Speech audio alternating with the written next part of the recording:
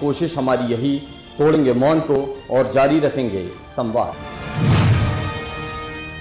कर रहा हूं तो लाडली लक्ष्मी योजना, लाडली बहना योजना, सामूहिक विवाह कन्यादान योजना, उसमें भी 55,000 दे रहे हैं। आप सांसद जी, विधायक जी, अपने भाई बहनों को इकट्ठा करना और ये सारे परिवार के लोग, हमारे में से अधिकांश लोग अगर कन्यादान योजना में शामिल होते हैं, ये हमारे सबको आदत पड़ना चाहिए।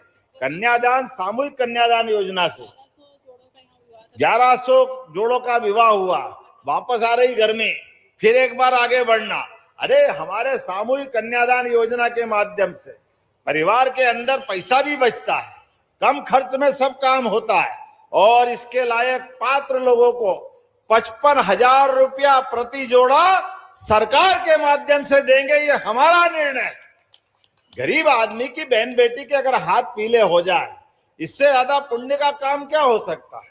ये हमारे लिए सौभाग्य की बात है। 16 संस्कारों में सबसे बड़ा पुण्य का काम, किसी भी बेटी के हाथ पीले कर दो, उसके विवाह योग्य होते ही उसको अपने इस जीवन का परिपूर्णता प्राप्त करने के लिए चतुर्भुज अवतार आता है। हमारे लिए परिवार में अमरता की पहचान है विवाह का संस्कार। बाप दादाओं की पूंजी हमारे शरीर में मिलती है।